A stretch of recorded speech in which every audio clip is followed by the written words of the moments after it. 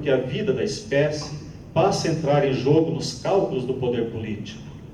Uma das consequências dessa nova designação da vida a encontramos nesta passagem. Permito então, e peço desculpas, né, por uma citação mais longa, diz Foucault, ou escreve. Não é necessário insistir aqui sobre a ruptura que se produziu então no regime do discurso científico e sobre a maneira pela qual a dupla problemática da vida e do homem veio atravessar e redistribuir a ordem da episteme clássica. A razão por que a questão do homem foi colocada, em sua especificidade de ser vivo e em relação a outros seres vivos, deve ser buscada no novo modo de relação entre a história e a vida. E a partir daqui eu sublinho. Nesta posição dupla da vida, que a situa fora da história, com suas imediações biológicas, e ao mesmo tempo dentro da historicidade humana, infiltrada por suas técnicas de saber e de poder. Não é necessário insistir também sobre a proliferação das tecnologias políticas que, a partir de então, vão investir sobre o corpo, a saúde, as maneiras de se alimentar e morar, as condições de vida, todo o espaço da existência. Citação. Vemos aqui que a vida humana, objeto da biopolítica, não é propriamente a designada pela Zoe, até porque, a rigor, a vida humana como mera Zoe não existe. Quando ele se refere a Foucault, a saúde já se trata de um conceito infiltrado, investido por tecnologias biopolíticas. A biopolítica é uma despolitização da existência, sua contínua desqualificação, posto que o estatuto político dos sujeitos não passa de uma mera roupagem que visa recobrir uma forma de governar e tomar decisões cujo investimento direto são os corpos em suas condições de vida. Um exemplo desse investimento na gestão da população dos migrantes nós podemos encontrar no livro de Didier Fassin, Razão Humanitária. Ele mostra aí como é possível exemplificar a intuição de Foucault de que foi a vida, muito mais do que o direito, que se tornou objeto das lutas políticas. Citando Foucault, ainda que essas últimas se formulem através de afirmações de direito. Didier Fassin cita o caso da França, onde a narrativa jurídico-discursiva da democracia formal da igualdade de direitos encontra seus limites na regulação administrativa dos corpos e na gestão da vida da população dos sans-papiers ou dos refugiados. Desse lugar é que são repertoriadas razões humanitárias nos processos decisórios que determinam quem deve continuar a residir naquele território, obter permissão provisória de residência em virtude de provar a gravidade de alguma doença e quem deve ser deportado.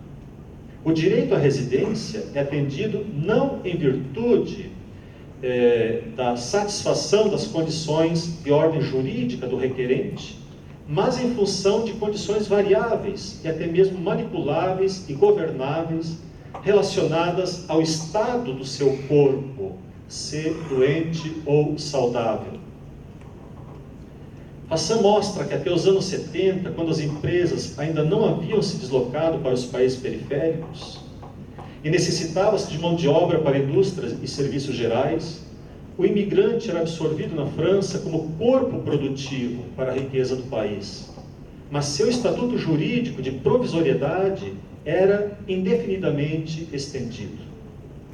A representação que se tinha na época era da imigração do trabalho, correspondente à objetivação do trabalhador imigrante.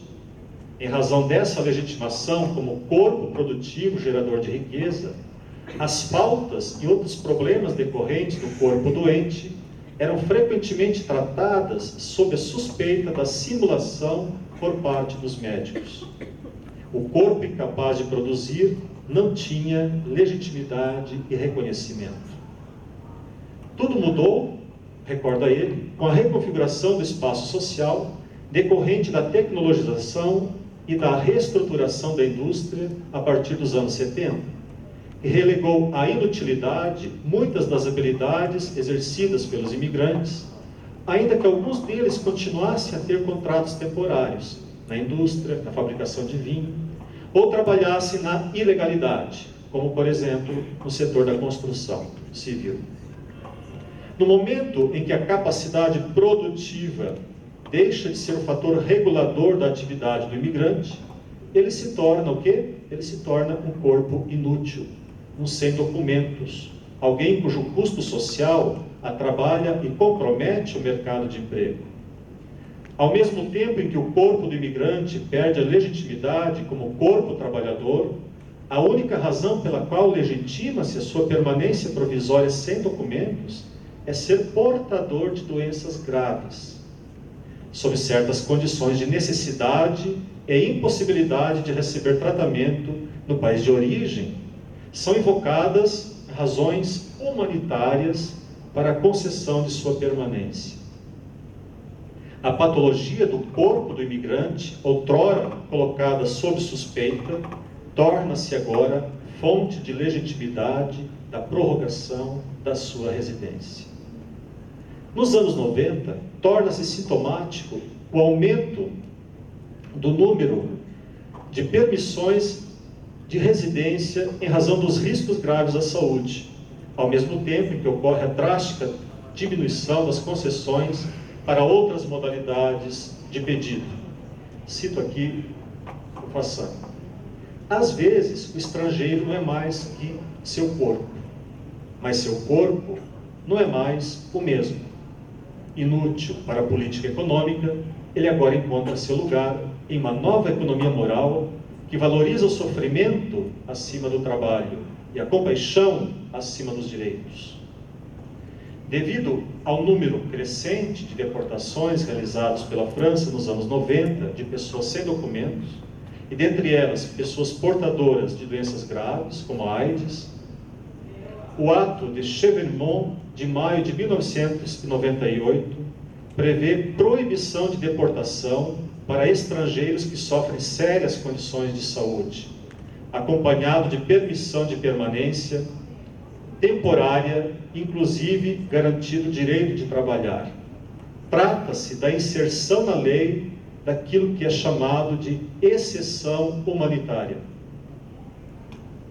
Como essa lei aplicava-se somente para situações extremas, ao mesmo tempo em que outras razões para a demanda de permanência se tornaram cada vez mais restritivas, não é difícil concluir que uma biopolítica centrada no corpo doente do imigrante é enfatizada como uma maneira sutil de obliterar seu acesso à residência em condições médicas, jurídicas e políticas normais. Estamos diante de um fazer viver segundo o qual o corpo do imigrante é infiltrado por técnicas biopolíticas. Neste caso, essas técnicas combinam saber médico e exceção humanitária, diretamente indexados ao estatuto biológico do imigrante. Fassan chama essa exceção humanitária, e é muito interessante essa expressão, né? Ele chama essa exceção humanitária de protocolo de compaixão, pelo qual se permite, cito, o direito de manter vivos indivíduos que não têm nada, exceto sua mera existência. A exceção humanitária indexada ao corpo doente grave é, portanto, uma maneira de atestar o predomínio da racionalidade biopolítica sobre a racionalidade jurídica, ou melhor, da racionalidade biopolítica recoberta por uma discursividade jurídica. Bom, nesse ponto aqui, eu tinha todo o desenvolvimento a respeito do racismo estatal, como que ele também incrementa e, em certo aspecto, corrobora isso que o Fassan está